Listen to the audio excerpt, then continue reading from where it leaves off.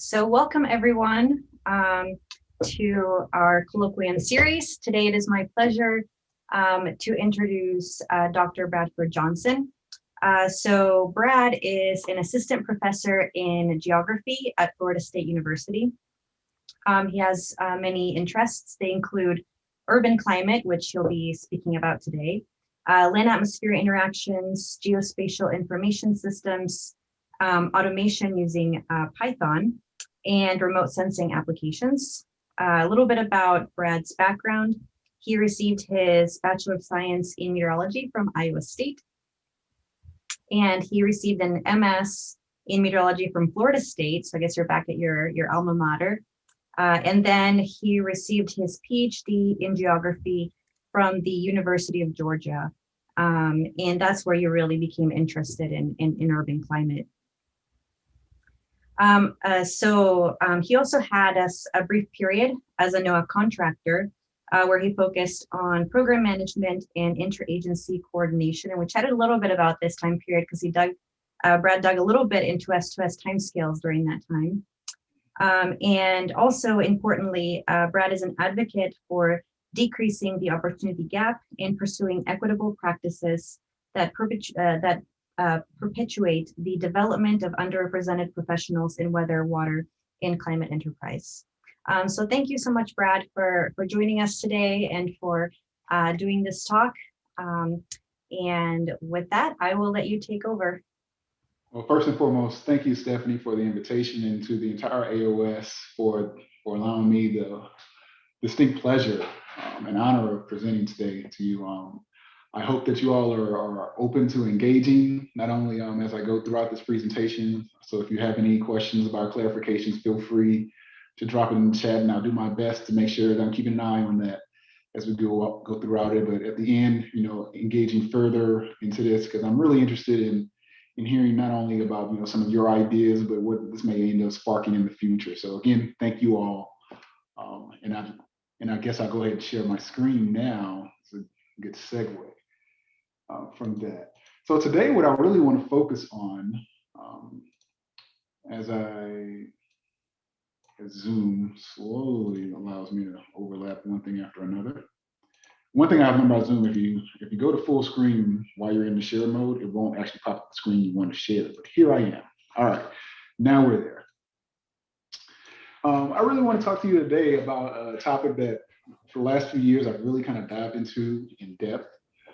And it's a little bit different from those of you who may have had exposure to urban climate on many scales. And first, before I even get into that, I'm going to talk a little bit more about what my research interests are.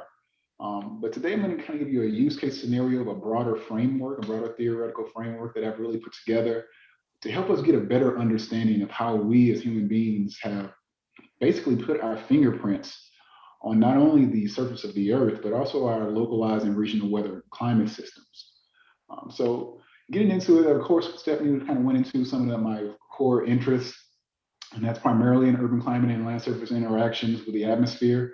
But I'm also interested, in things that are kind of spawned from that as well. So hydroclimatology, climate change and attribution, and then utilizing techniques from geospatial sides, geospatial analysis, in general atmospheric phenomena. I really weave a lot of geographical principles and techniques into my actual, to help me better inform the questions that I ask from a weather and climate side. And it also opens up an array of different types of tools that traditional meteorologists and climatologists usually don't have at their disposal by utilizing GIS and even think about things from a geographic approach. On top of that, I'm increasingly interested in sustainable urban systems because cities are so vulnerable, particularly because there are so many concentrations in different types and different social demographic collections of individuals and industries there. That we need to understand how our systems work together and what we're doing to actually change them, and how can we make them more resilient moving forward. So that's one of my core interests as well. And then finally, my original love, the reason I even got into weather and climate was tropical meteorology. So I'm always lured in by the allure of tropical meteorology. And I'm open to really kind of diving back into that in the future. So I like putting this slide in here to give, because every meteorologist has their moment, right? Their why they end up getting interested in this field. And for me, I can go all the way back. This is me circa 19, maybe 88, 89 or something like that. And I believe I was in first grade at this point. And I still am looking for boots that can really like live up to this. But I'm from Baton Rouge, Louisiana originally. And up until this point, I had never seen a snowflake in my life. And I remember this one day we had about maybe 3 inches of snowfall from this storm, and then for years later, it never snowed again. And that sparked the question, even in my young mind, well, why is it snowing? And why is this happening now? And why doesn't it, happen any other time? And this is a point where Weather Channel had probably just got, put on some cable networks around the country. And so I started watching the Weather Channel. And a few years later, it really came to a head when Hurricane Andrew, which a lot of people don't think about this. They always think about Hurricane Andrew making landfall in southern Florida, but they never think about the second landfall in the Central Gulf Coast in southern Louisiana. And this one fundamentally changed my life. Not necessarily because of any high impact or anything like that on our lives, other than the actual day of, but just the curiosity that it unlocked. Why were these storms happening? Why was it so violent? Why did it cause so much devastation?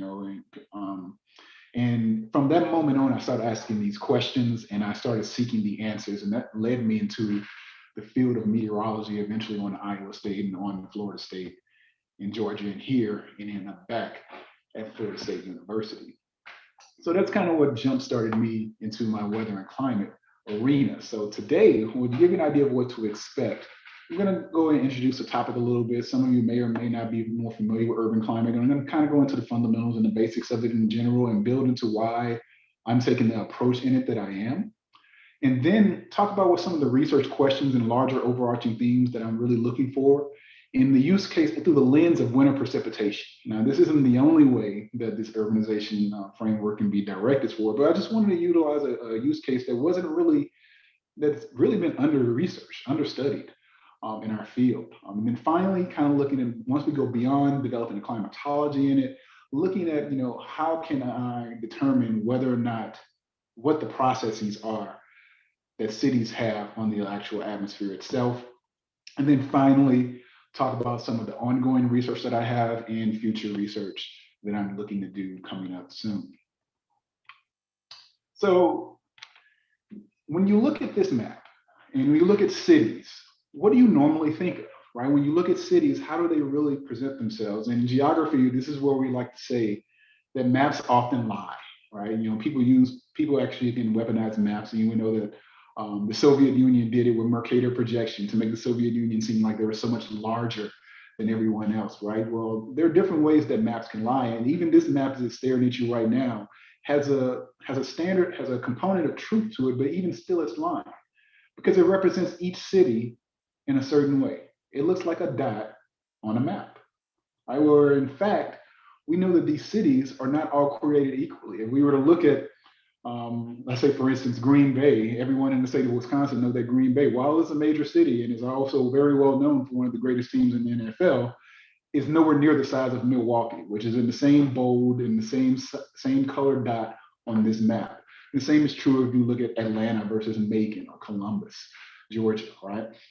So if you actually look at urbanization, it looks much more like this. And I love this image, not only because nighttime satellite photos are incredibly cool, but because it actually gives you a more accurate depiction of what urbanization, how it's truly reflected on our land surface. And if you look at it, they really look like this interconnected web of lights on this image, but all of these lights really correspond or reflect to impervious surfaces, right? And these clusters are various sizes, various configurations.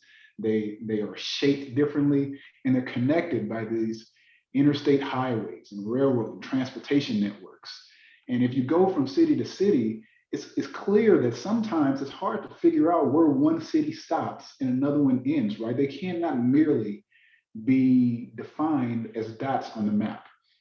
Now, one of the beautiful things about urban climate is that we've really had a pretty extensive history, while it's still a relatively young field, and that urban climate in general as we know it in contemporary times really kind of cranked up around in the 1970s with some of the work of Tim Oak and then Stan Chagnon, and then had a rebirth in the early 2000s.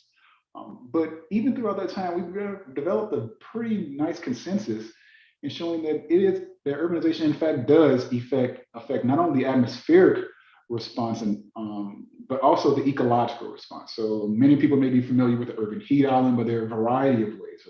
Phenologically speaking, trees tend to bloom faster in urban areas because of the heat island and the increased temperatures there. Or there's even emerging research about during thunderstorm days in urban areas, you have more asthma attacks because outflow boundaries, pollutants tend to accumulate and become more concentrated along those gust fronts. So you see a spike in hospitalizations or emergency room visits around thunderstorm events, right? So a lot of different ways that urbanization impacts not only the ecology, but the atmosphere and also the residents of the areas themselves.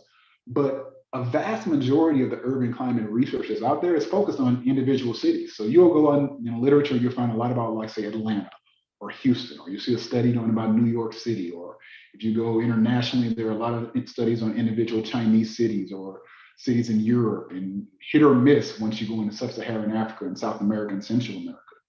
But the most famous component of urbanization in regards to urban climate has to be the urban heat island. Back when London, England was the largest city in the world, there was an occupancy of about 1 million people back in the 19th century. They noticed that the inner areas or near downtown London was warmer than the rural areas surrounding it. And that difference is actually called the urban heat island. So it's the difference between the two. And they found that it was pretty intense. And later on, Tim Oak and other researchers found that when wind speeds are higher, the urban heat island diminishes. If you can think about it, that's logical. You tend to scour out some of the accumulated heat. But why do we have the urban heat island in and of itself?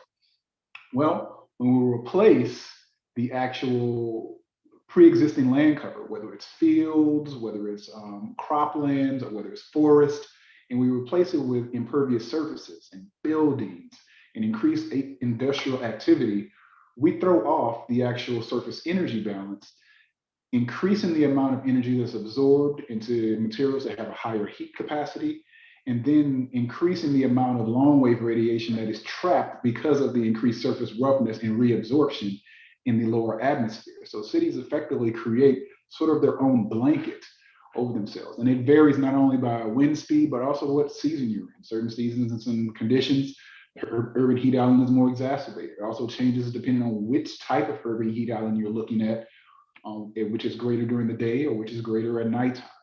All right, so even if you break this down, urban heat island is the generic term, but if you really break it down into 3 main types of urban heat islands, there's the surface urban heat island, which is the one if you saw images from space via satellites. That's what you'll be looking at. So now we're actually talking about the skin temperature, like how hot is the asphalt or its collection of asphalt in the urban center and the urban core compared to the rural surrounding, which is pre-existing land cover or more natural land cover. But then above that, we have the urban canopy layer.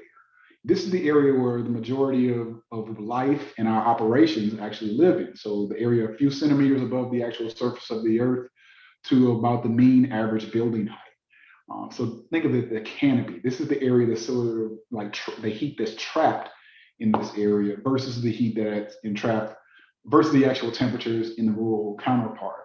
And then finally, right above that, above mean building height up into the free atmosphere, we have the boundary layer of urban heat island, which is more diffuse, but it's still mixed out. And all of these are basically responding to the increased heating at the surface and as it mixes out into the atmosphere. If you look at this image on the right side, it shows you kind of what that looks like and how they're all related to one another. But you'll notice the boundary layer heat island, which is represented here, it not only exists over the actual urban environment itself, but it also propagates downstream with the mean wind, if we're imagining the wind blowing from left to right. So this is what that might look like in a very rough schematic, right? So we have here from the left, the prevailing wind is moving from left to right, and upstream, we have this prevailing T naught here. And then once you get near the urban environment, because of the increased heat retention and increased long wave radiation, we see an actual response in sensible heat, and that increases the actual temperature near these over the urban environment. And then once you get beyond that sort of stimulus, it begins to revert back to the original temperature, but it doesn't do so completely until you get sufficiently downstream. How far downstream? We don't really know the answer to that yet. And that's part of one of the reasons why I really looked into this area of study, because if you look at individual cities, you can't really tell the entire story because cities, again, aren't like dots on the map. So if you look on the other part of urban research, particularly even modern day urban climate research, a lot of those processes, a lot of those studies have really looked at urbanization and warm season precipitation. So convective processes. So if you think back to what I mentioned about the urban heat island, I mean anomalous heat, of course, that means you have more buoyancy, potentially more, if you have more buoyancy, maybe you have more convection. If you have more convection, that lends itself to be a more predominant feature during the summertime or summer months in background climates that are relatively warm and moist. So logically, a lot of research is kind of focused on that, but something is really kind of missing from that, right? Like, well, what about winter precipitation? Do urban environments really impact winter precipitation processes? We recognize that we might not have the convective components there, but certainly the urban heat island is not zero during that season. What impact might that have? And unfortunately, there aren't very many studies that have really looked at how winter precipitation reacts to the urban environment. But there are a few fundamental ones that have been very informative and we can really point back to. The largest one, particularly field study related, is looking back to the Metromex program, a Metromex project that was around St. Louis by Stan Chagnon, where they went to St. Louis and tried to find where areas downstream, downwind, and how they were able to find precipitation maxima and minima depending upon what the mean wind direction and speed were. They also did some experiments looking at New York City and how freezing rain days were decreased within the cities compared to surrounding rural areas. And then Wang et al. Did some similar studies looking at precipitation distribution. But one study that really jumped out to me was one of Heather Dawn Reeves who worked at NSSL, and she was using MPing data. And for those of you who don't know what MPing is, it's really crowdsourced precipitation type data. And it's a good way to understand exactly what's happening on the ground versus what they think the radar is actually seeing. And she found that there was horizontal non-uniformity in the reported winter precipitation types around urban environments. And like, it intrigued me, like, how, like, well, what's going on there, right? Is something happening in these urban areas that could be causing different precipitation types to form or to be observed? And when you start to look at some of the work that was done theoretically by Terrell back in 2010, he's found that as small as a 0.5 Kelvin difference in temperature and air temperature or dew point has been shown to alter precipitation type within his model schemes. It becomes very evident very quickly that you don't need a lot in borderline situations to really have an impact on what's going on. Okay, great. But does this actually happen in reality, right? Well, we found some evidence from Reeves and the NPing data, but what about recently? If you look here in December of last year, one of the most infamous places, if you ever spend any time on the Beltway in Washington, D.C., Baltimore area, you know they're always on the notorious rain snow line. And how does that impact, how do the cities impact the actual rain snow line was an area of key interest for me. So this is just a couple radar images that shows how there is some non-uniformity in here. Granted, the rain snow line is where it is, but maybe there's something going on here. It's still qualitative, right? If you look at Houston just a couple of weeks ago, and I apologize for the blurriness of this screen grab on my side, but even Houston, the radar was seeing some interesting things happening around the Houston metropolitan area during a borderline event where the atmosphere was conducive for snowfall everywhere else around it. But over Houston, you're seeing maybe some mixed precipitation reports. And then finally, back in January of this year, you'll see this, where there's a huge green blob over the city of Baltimore that also extended to the DC suburbs, where everywhere around it is experiencing snowfall in the over the radar using the hydrometeor classification algorithms. And even the actual observations themselves point out to this. It's not too infrequent that you can pull up the actual observations at, say, Reagan Airport and find a rain or sleet mix, and then you go out to Sterling, Virginia, or to another site out of one of the Air Force bases and find that they're having snowfall. That happens relatively often. So to give you an idea of what is actually happening here, and this may be review for some people, but if you look at what's happening here on approaching borderline situations, we have a warm front approaching at the surface, and what we like to call a trough, or a warm tongue of air that's extending in aloft in the lower atmosphere. And above it, everything is falling to snowfall. If the layer remains below freezing the entire time, of course, you'll experience snow at the surface. But if any of these snowflakes encounter this melting layer, it'll either melt partially, or if it melts completely, you'll end up with rainfall at the surface. But what happens in between is where things get very interesting here, right? So you can have partial melting depending on the size of the hydrometeors, and then you end up with mixed precipitation. You can have refreezing in the form of sleet. If the freezing layer is too shallow, you can have freezing rain again. If the snowflakes have had opportunity to melt completely. So where does urbanization play a role in all of this, right? You know, the cities actually have the ability to modify regional climate. That is my overarching question, right? That really is beyond winter precipitation. But today we're going to talk about using winter precipitation as a use case scenario for whether or not this framework is even useful. And then we're going to look at, do urban clusters actually influence winter precipitation type? You know, looking at the radar imagery and some of the observation reports, as qualitatively speaking, yeah, we think that that's there, but how can we begin to tease that out? And then finally, what are the processes in the urban environment regionally that actually lead to this type of modification of winter precip? So this next portion is from a paper that I published a couple of years back in Urban Climate.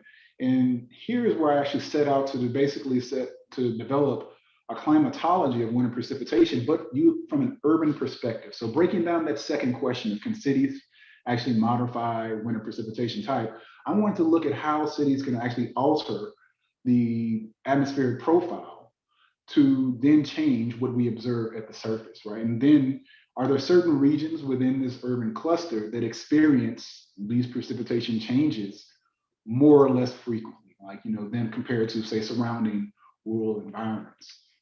So my first instinct, of course, is to use observation, right? We always want all the data, right? As meteorologists and scientists, we want to use real data as much as possible. But what you quickly find out is that sounding sites are usually several hundred kilometers apart from one another. And when you're dealing with urban climate, where things can change over the span of, say, 10 kilometers, that immediately reduces the viability of utilizing actual real data or soundings in the vertical element from analyzing those conditions. So my next idea was to maybe reanalysis can help better inform me. So utilizing NAR,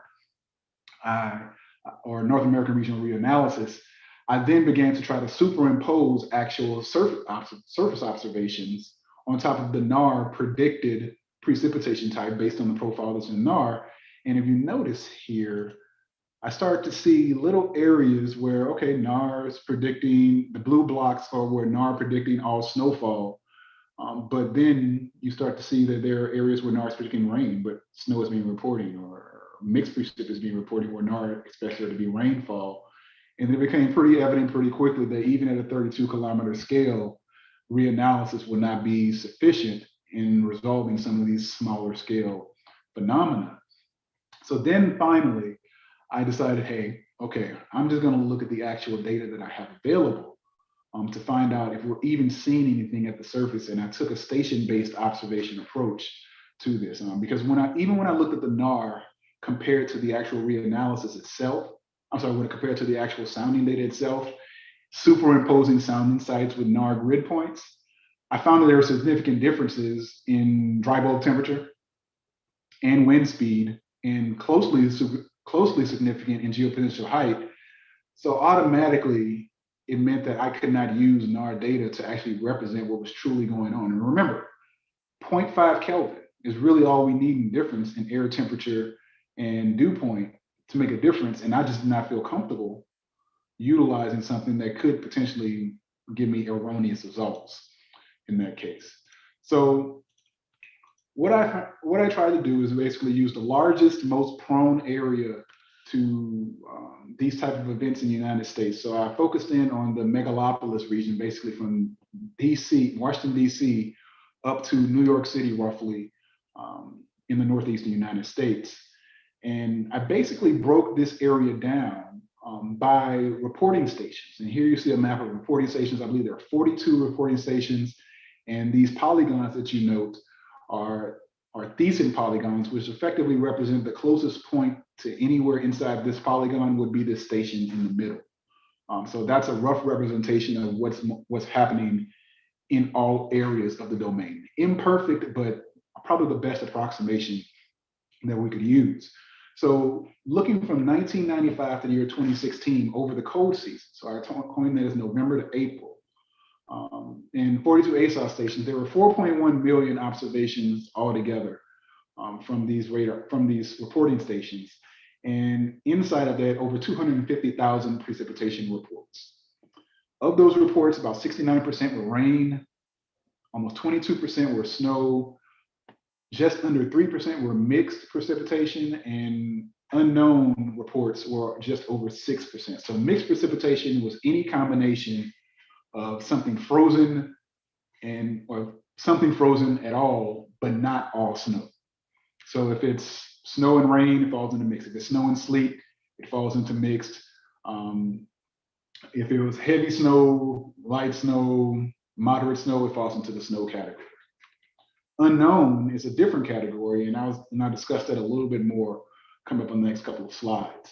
All right, so one thing I wanted you to notice from this diagram on the right-hand side, and I found this to be interesting early on in this study, is that it's pretty clear that the sites toward the north, once you get basically the central New Jersey, even southeastern Pennsylvania, and head northward, that the majority of the reports that were not rain were snowfall. All right, but once you get down to areas like Baltimore and Washington, D.C. and Northern Virginia, there are actually more, you can see this pretty clear, there are more mixed and unknown reports combined than there are snowfall reports. So places in this area don't get pure snow more than they get some type of mixture. And that, just qualitatively speaking, for me, just thinking about it, I didn't realize that that was the case, but it makes sense, right? They're always on the rain snow line.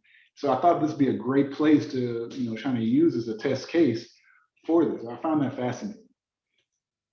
So where did I go from here? So I'm interested in not just, where the actual precipitation type is happening, but where, as far as its proximity to urbanization, is happening as well.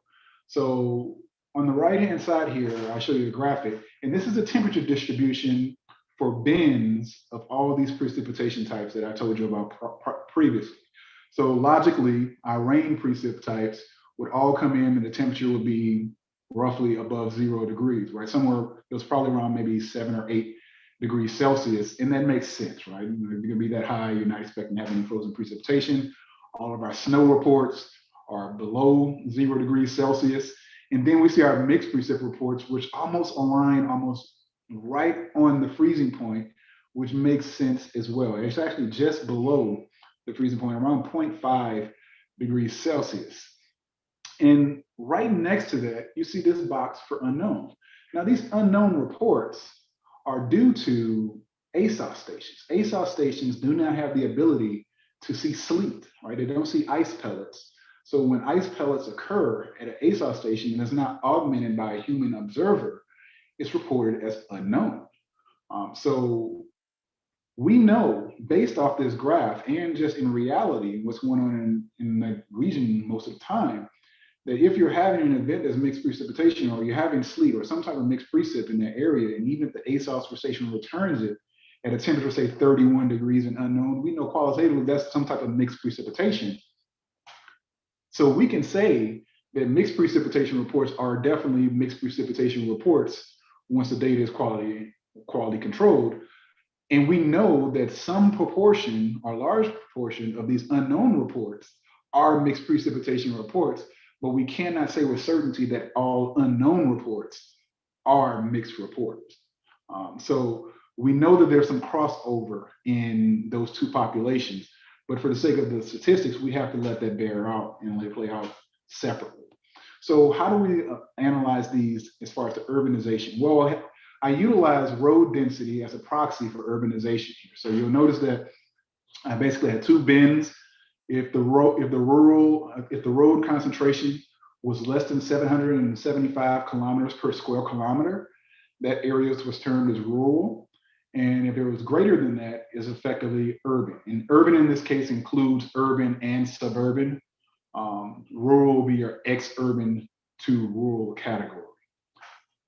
So once you break it down into those areas, you'll notice that mixed precipitation reports had a highly significant difference in the number that were reported in urban environments and numbers that were reported in rural environments. Unknown reports were also significant, although not at the same rate. So what this is saying is that, okay, there's some type of relationship between where you are in relationship to being an urban environment or a rural environment and mixed and unknown reports, the number of mixed and unknown reports. Well, we need to go a little bit further than that to understand that there's actually a true relationship there. And utilizing linear regression models, we found that once you really kind of break it down, there's no real relationship between urbanization. And if you look at these on the x-axis here, you have mean road density. So here, mean road density is very small here. So these are our rural environments crossing into, this will be our suburban, and then these environments will be our highly urbanized areas. None of them, except for the mixed precipitation case, actually showed any significance. And in the mixed precip case, it's actually pretty highly significant, even with a smaller sample size. So again, there were a smaller number of mixed precip reports compared to everything else, but this R-squared value shows that there's a 21% probability that any mixed precip report can be related to its proximity to an urban environment, which is also very intriguing to me. You mean tell me that I have a higher chance of seeing that in an urban environment than I do in the surrounding rural environment? Well, why? Well, it doesn't tell me why. It just tells me that, that's actually just the case. That's what the statistics bear out as. And if you look deeper into the actual statistics, on a mean, you find 9 to 11 more mixed precip reports in cities every year. But there are also other things that are a little bit more telling about the actual dynamics and the processes that are suggested in the data itself. The wind speed during mixed events were decreased, where the wind speeds were increased during snow events. And remember, going back to what I mentioned about wind speed before, Tim Oak, in some of his earliest work, and has been verified as you go through our urban climate literature, once you get above about 5 meters per second, which is around 11, 12 knots in wind speed, the urban heat island begins to effectively go down to zero because the winds are effectively scouring out any additional heat that's trapped in between buildings and structures and things of that nature. So a decreased wind speed during mixed events suggests that the urban heat island is allowed to remain intact to impact the precipitation type greater than it would be in an increased wind speed environment where you would have lower temperatures during the snow events. Again, you can go on in the data as well and find that wind speeds tend to veer during mixed events to northeast, which supports where it is in relationship to the actual Norwegian cyclone model. So you're north of the warm front, getting the northeasterly winds. But during snow events, they're more so from the northerly side. So you're seeing on the backside of our low pressure systems, usually around the trough or anything that you will find in the upper atmosphere. So but there was no real statistical difference in temperatures between the mixed and the unknown precipitation types. So we can't really separate those. But again, I didn't find a significant difference with the unknown reports relating to the actual distance from the urban areas, right? So because these ASOS stations didn't deal well with this, and we can't necessarily depend on those station-based observations to tell us why it's happening in any event, and because we couldn't rely on reanalysis to give us a good idea of what's happening above the surface, we need to have more data to understand what the processes are behind that. And if, in fact, the urban environment and how it might be impacting it. So at this point, we're thinking, okay, there is something there. We just don't know how it's doing it yet with any sense of certainty. So then that leads me into this next paper, paper that I've been working on, which is actually in preparation. We're actually right at the end of this. And this is where I utilize the weather research and forecasting model to answer some more questions about processing and the dynamics that are involved in this. Right? So can urbanization modify the lower atmosphere enough to anonymously melt hydrometeors and subsequently affect precip type, are the questions. So now these are really starting to get into the process questions, along with the still answering the questions, can urbanization or urban clusters impact regional climate? And then what are the actual non-convective thermodynamic processes associated with these? And in warm season, it's easy to see how increased thermal energy at the surface and eddies can influence precipitation type and initiate convection, but does that still play a role in this environment? And finally, can we utilize some sort of land cover schema to determine what the actual magnitude of the changes are? Like if this city was this big or if this city was no longer there, could we understand what the actual impacts are compared to what we know to be truth in modern times? So those are all questions. So again, utilizing WRF, and if you're very interested in the actual dynamics options, they're here on the right side. But what I really want to kind of focus in is the table on the bottom right, and where I talk about the land cover configurations we're using, and I effectively put these into 3 different categories of land cover. We have DC, Baltimore, which I combine into one because of their close proximity. Philadelphia and Wilmington, they're relatively in proximity to one another as well. And then finally, New York City, independently of itself. New York City, I intentionally put on the edge of the inner domain because I wanted to minimize the impact of ocean effects as much as possible while doing this, because it's hard to control for the impacts of the ocean on this. And New York City being right on the actual coast itself, it's very difficult to keep track of. So if we're looking at this, I actually went back to the climatology I developed. I was able to, because it has so much data, pinpoint the time periods that had the most reported mixed and unknown reports and where the mean wind speed in the domain was less than 5 meters per second for 2 reasons. One, I wanted to have a large enough N to say that, okay, there was a large mixed precipitation or transitional precip event occurring in this area. And then I also wanted to find a scenario, ideally, or at least theoretically, where the urban heat islands could remain intact as much as possible. There are plenty of cases where U was greater than 5 meters per second, but again, those probably lend themselves to being like your nor'easter type of events, and I really weren't looking for those. I'm looking for more of the smaller scale storms that people tend to ignore, but those are the ones that really catch people off guard. And that's what we find a lot in these mixed precip events. So I ran the model for approximately 5 days. There's a little bit of spin up on this, and there was about 118 hours in the actual time period that I was concerned about. A precipitation onset moving forward.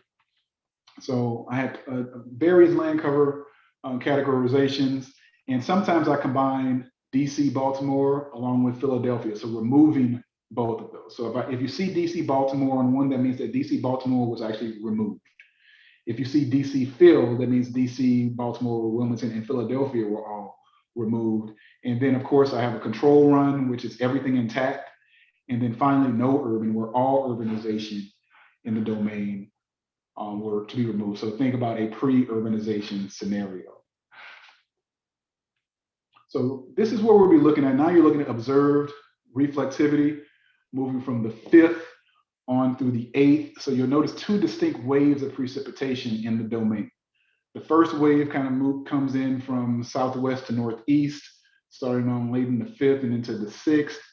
And then the second wave has a small break right after that, right about there. And then you'll see the second wave comes in through there. And what I was looking for, whether or not the model even captured that, and I apologize for where we're going to zoom in here on this innermost domain, but to give you an idea of the speed, you'll notice that you'll have 2 waves on here, and the speeds of these are somewhat different. But there's the first wave, and the second wave, which is more significant, begins to come through after it. The wave that we're going to focus in on this actual talk today is this second larger wave of precipitation that comes in on the 6th, beginning in that morning. So taking what I mentioned before as far as the land cover parameterization schemes and what we want to do as far as removing certain land covers, these are the general areas looking at this graphic here, A, B, and C. And the hatched areas would be the areas that we're going to remove in each particular scenario. So again, A would be DC, Baltimore, B would be Philadelphia, Wilmington, and C would be New York. So here, if we subset it, of those 118 time steps, 70 of those time steps had precipitation reported in the domain. And 58 of those time steps were their primary onset of that latter larger wave of precip through the actual area. And what we found is that there was significant difference from the control run in all of the actual configurations in 2-meter temperature over the hatched areas, and skin temperature over the hatched areas, and snow cover depth over the hatched areas. So the next figures that I'm going to show you, if you see any actual graphs of statistical nature, is only looking at the grid points of these hatched areas themselves. I thought about including the actual rural areas, but I was very interested, frankly, in noticing and wanting to know how cities might impact remote cities as well. You know, is there a way that DC and Baltimore could actually impact the urban climate over Philadelphia or even New York City? And that's just an interesting question to me. So on the left-hand side, what you'll note here are the actual surface temperature. And if you look at this immediately, you can point out the actual heat islands themselves when the urban areas are kept intact. So here we have Washington, DC, Baltimore, Philadelphia, and Wilmington, and then New York City. All right, it's pretty easy, and you can see smaller cities dispersed throughout, and then of course the warming effects of the ocean and Chesapeake Bay themselves. B is if you remove all of the actual urbanization in the domain. You can notice how this dashed line, this beginning dashed line that borders the that separates the pink color from the light blue is our freezing line. And you can see how it actually encroaches regionally, not just over the cities themselves, but it encroaches on rural areas that are in between it, now that the cities are no longer there. And then finally, this is showing you what it would look like in the domain if only DC and Baltimore were removed, but Philadelphia and New York were kept intact. And then you see that same encroachment of cooler air, but it's just not as persistent over this area because some urbanization in the domain is still intact. Give you an idea of some of those other variables that I mentioned that we found significant differences on. This one is looking at snow depth difference from the control versus all of our other parameterizations. So logically, you would expect the greatest snow depth difference in the no urban run, right? There is 35 millimeters of actual snow depth in the no urban run over the urban pixels compared to only 17.3 millimeters of snow depth on average. Right? So we're talking about twice the snow depth in areas that are effectively reforested. And to give you an idea, I didn't mention that as well. We actually, all the areas that were replaced with deciduous forest, which is historically the predominant type, not the only, but the predominant type of land cover pre-existing human influence in the region. And then you'll notice that certain other areas, all of these areas actually had more snow cover on average than the control did because none of them were effectively negative. But notice the large jump right here, right after the main onset of precipitation, where a lot of that fell as snowfall in the urban run, where it did not in the control. So let's take a look at a little bit closer. Maybe a cross section, and this cross section give you the orientation. It goes from Northern Virginia, and it effectively goes straight through the DC metro area. If you can imagine going to maybe Chevy Chase, if you're familiar with the area, up through Silver Spring. So it goes through a large segment of that directly through the city of Baltimore, just north of Wilmington, and it effectively goes through up the length of Philadelphia, since it just so happens to be the urban morphology is being situated along the length of this line. So if I were to give you a little bit of orientation as well on this cross section, you would see, and this is temperature in the isotherms, the isolines or temperature, and the greens and browns are relative humidity. In our control run, you can see our trial, which is above the surface here, or about 2 kilometers. So you see the warm air encroaching aloft. But then at the surface, you also see areas that go back above freezing over our cities. So this would be our Washington, D.C. You see a small bump here for Baltimore. And then you'll see the area of Philadelphia, which is slightly warmer. And then look at our no urban run. You see that reflection completely disappear. All right, there's no darker line here, which means that you don't see the actual warming at the surface. As a matter of fact, the temperatures are now in the order of -2 degrees Celsius at the surface over where Washington, D.C. used to be in this scenario. If you go down a little bit further, you see that by and large, there really isn't much difference once you get above 1 kilometer or so, right? You know, everything above this point almost looks pretty same. So what this tells me is that urbanization may have an impact up to a certain level, but it's still the large scale environment that drives most of what's actually happening. Like, so in this case, we're not seeing any creation of precipitation in this case by the urban environment, but mainly it's a modifying impact. So if we're interested in the lowest kilometer of the environment, then we're going to zoom in to the lowest kilometer right here. And now we're getting to look at a little bit more how this land surface changes actually impact this area. So if you think about this, this is what actually the world looks like right now in theory, right? According to the model. This is what it would look like if there were no cities. And you see automatically, again, you see the -2s down here at the surface, and actually you see an isotherm here for -3 degrees Celsius. But I also want to point out that you see that there's more green in this area near the surface than there is over Philadelphia in the control room, which means it's also more humid near Philadelphia. It's more water vapor in the atmosphere.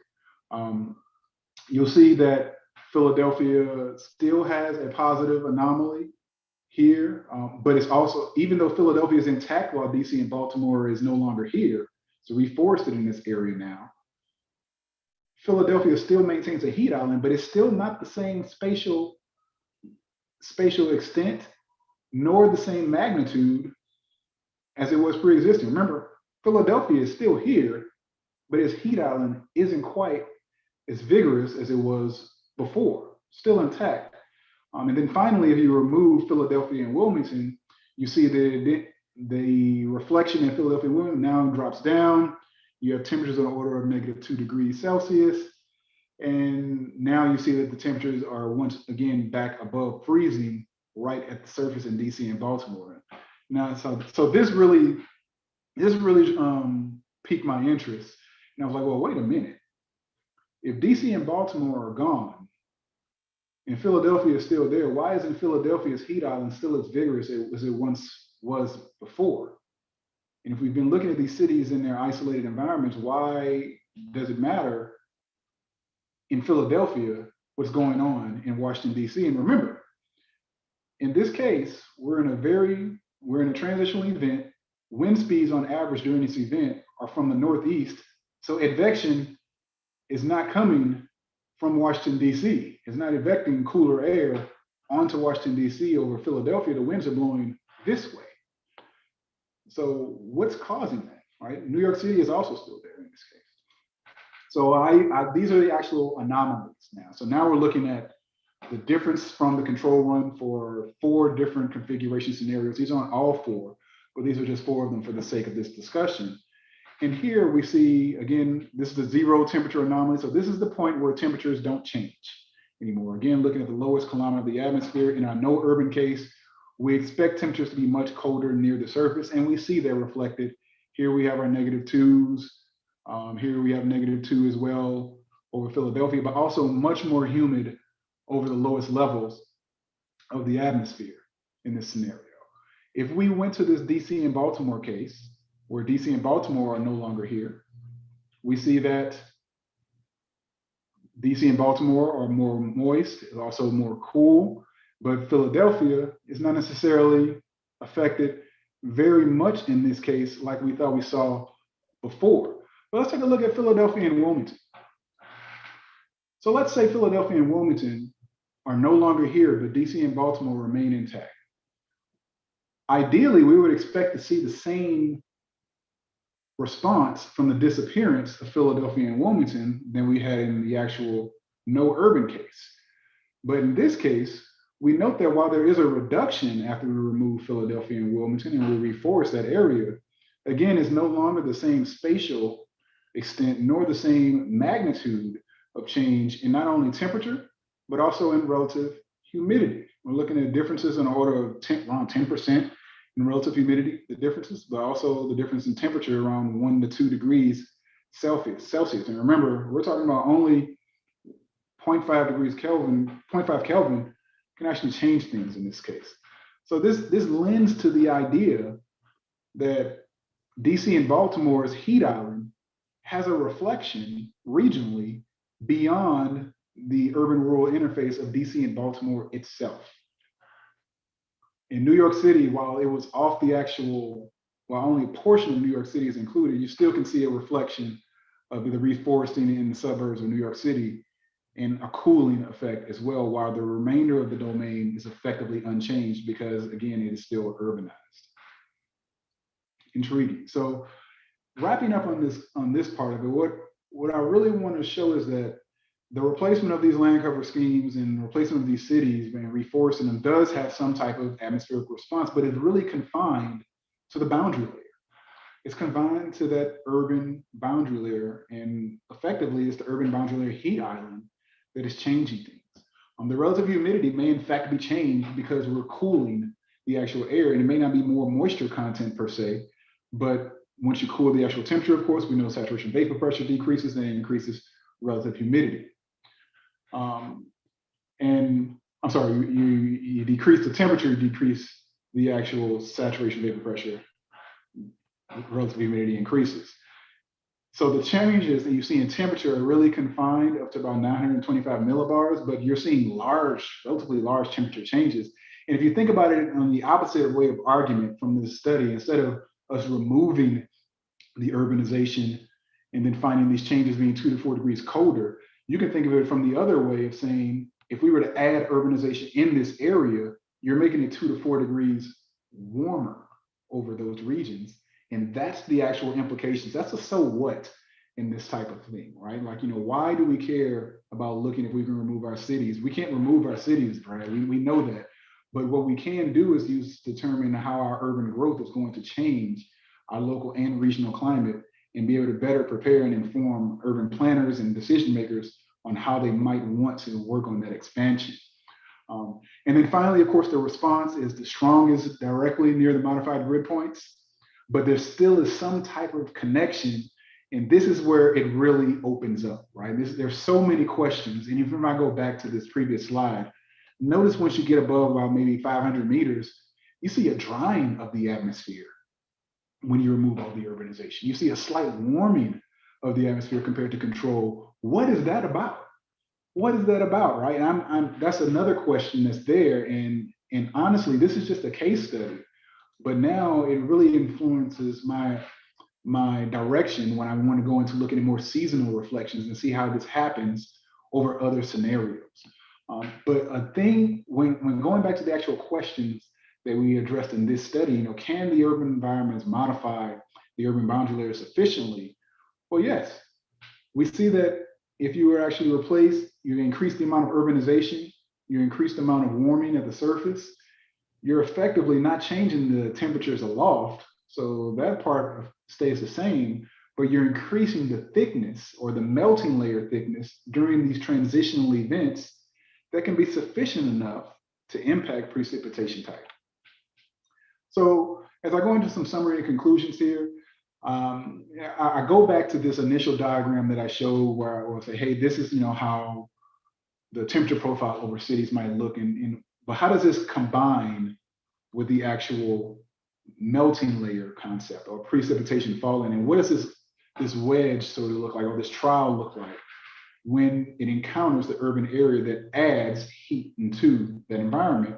And effectively, like I mentioned before, you're increasing that mixed layer depth.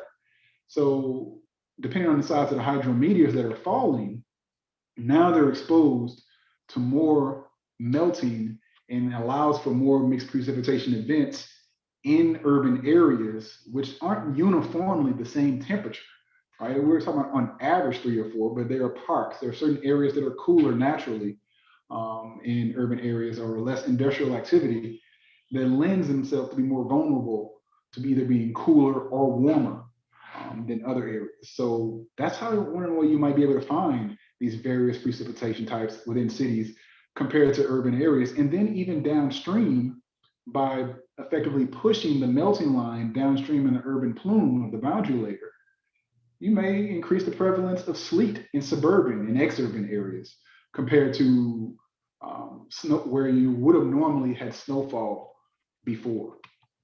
All right, so again, like a lot of urban climate, just wrapping up here, a lot of urban climate is really focused on these individual cities. And I think that we've really been missing the opportunity to miss the forest for the trees, right? Not seeing the forest for the trees. And this approach gives us the opportunity not only to look at winter precipitation, but also how do urban areas impact other high impact events? How do they influence those types of events? Whether it's heat waves, whether it's been known that flash flooding is an urban phenomenon for the most part, right? How are we fundamentally changing not only within the urban environment, not in individual cities, but also the areas that are between them? There's so many implications for what that might mean for not only where we build our reservoirs, but where we build our infrastructure, where certain communities are and who the most vulnerable people in those communities might be. But honestly, once you get beyond, there's just so much that we don't know, and that's what's exciting about it.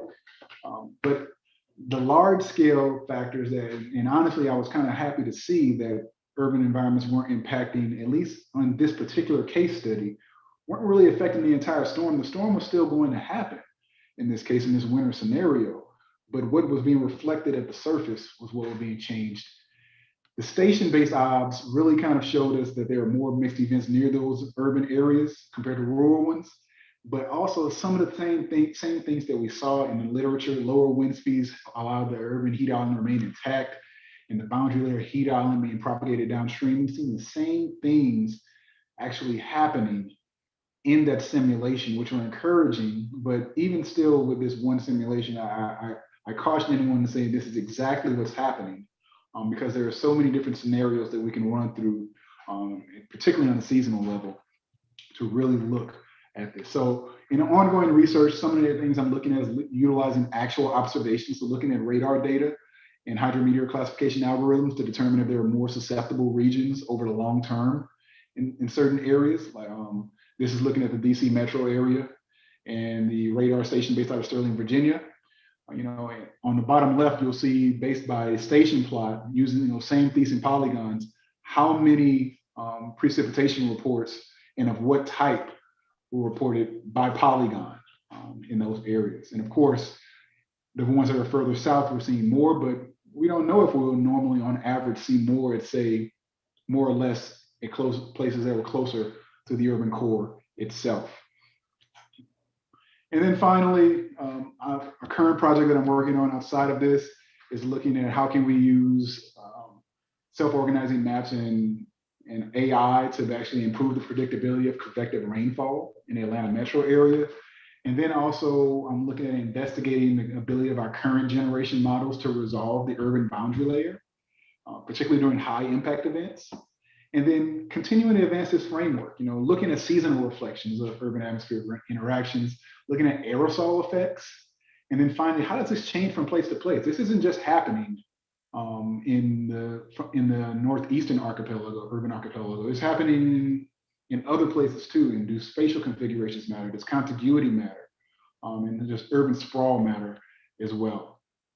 And the reason I'm doing all of this, and I talked earlier to Stephanie about this, is that it matters why we figure these things out. The science matters because it actually ends up impacting people's lives. when we begin to like really take apart the impact and look at how it changes and it varies across social demographics, we have the ability to inform more interdisciplinary or transdisciplinary approaches that can better equip society to answer questions and problems that they have. And that's one of the things I love about actionable science. And it's one of the great things I think as well about weather, climate, and GIS. It allows us to ask questions that are a little bit different than traditional meteorology, weather, and climate questions by incorporating spatial analysis and spatial statistics into the equation as well. So I'll go ahead and wrap up there, but I'll be happy to answer any questions that some of you guys might have. Great, thank you so much, Brad. That was extremely interesting. We will go ahead and open it up for questions. You're welcome to type it in the chat, or you can also raise your hand. John, go ahead. Yeah, thanks, Steph. Thanks, Bradford. What a great presentation. It was so interesting.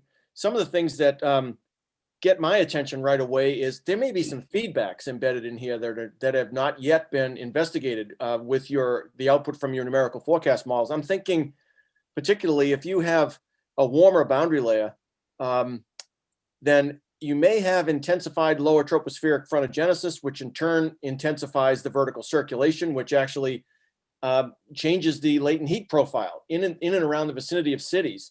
And since they're conglomerated as they are in the Northeast, there may actually be, with the right orientation of frontal boundaries, there may actually be something that's almost of the synoptic scale that can result from that. And so there may be an indirect impact on development along the coast in winter storms that one could trace back through a series of feedback loops that kind of compound each other. It's really interesting. I think you probably have the data already sitting on your computer to try those experiments. That's fascinating, because I hadn't thought about the feedback to maybe even larger storms, because this is a relatively transient one that I looked at. But you're right, I did plot vertical velocity and I found some anomalies compared to the actual control, but the maximum anomaly was actually right between the cities, which was strange. So my next step, and depends on whether or not, I think I'm going to, sometimes we submit articles and know the reviewers are going to ask us for questions, but we're going to put things in later. One of the things I want to do is to look at how the regional circulation also modified. And I think that you mentioned something that's incredible. See if there are areas of increased convergence.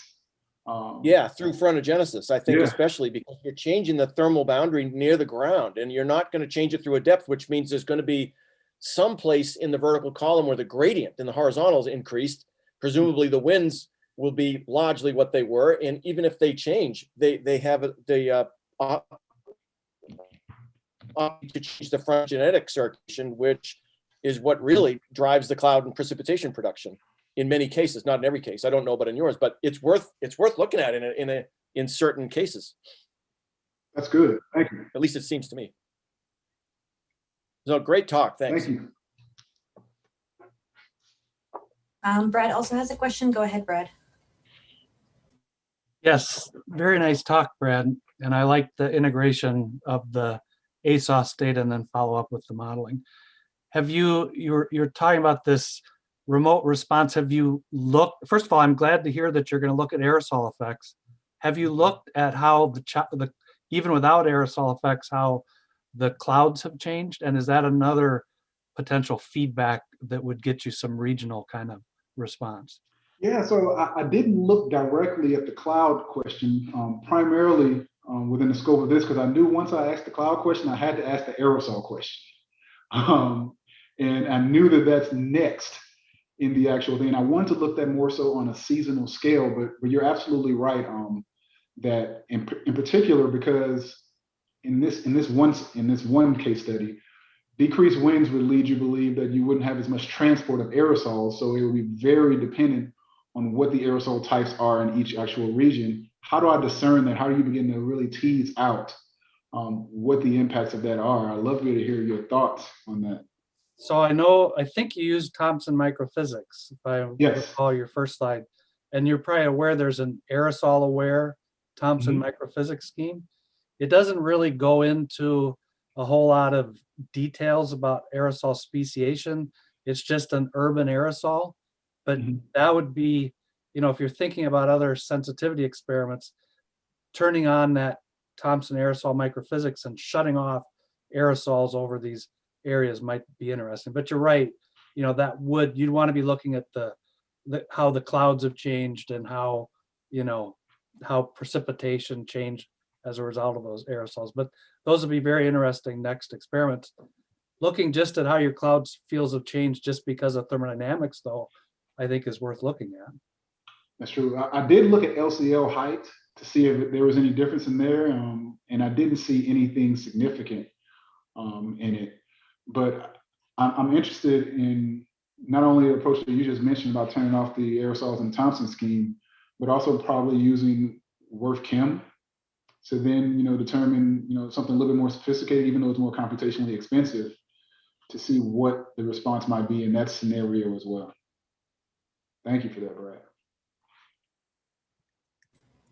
Dan, go ahead. Thanks, Brad. That was outstanding. I really enjoyed that. Really enjoyed that talk. Did I interpret correctly? At first I was thinking with that shallow response, there'd be a reduced incidence of sleet and freezing rain with this, but you were then showing that downstream, that due to the sort of advective effects, you might see more suburban impacts on sleet and freezing rain. That's right, and that's the idea that's behind it. Okay. So of course, Worth doesn't tell us what's happening at the surface. It won't say that you're experiencing freezing rain in this location, but you can effectively look and kind of, you know, piece those together. But what I ideally would assume is that because of the urban environment and the relative height of the trough, which is, I'm using the terminology trough, the warm tongue, that's a loft that's around about 2-3 kilometers. The urban environment could aid to advance the trial itself. I mean, like, do we see the actual warm fronts accelerating near urban environments on a micro scale? And that might fundamentally change where we see the actual precipitation distribution. So areas slightly upstream or slightly poleward that may have normally been all snow could now be seeing sleet because the hydrometeors, depending on their size, could have already melted. I see. That's really, and you don't yet have that in observations.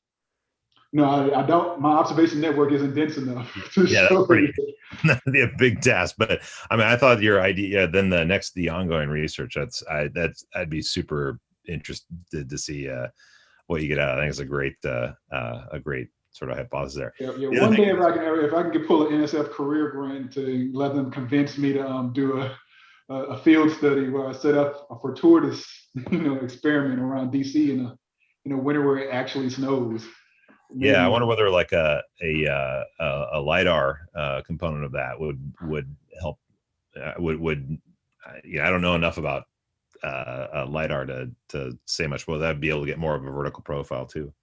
Yeah, I agree. I've heard people who have used that at least in some form to get an idea of vertical profiles. But I think everything is in. I've even considered using PIREPS data as well from airplanes to at least within a certain radius of major airports to get sort of this aggregated sort of in between sounding data frequency of analysis. So there are a few ways that we can try to get closer to this solution.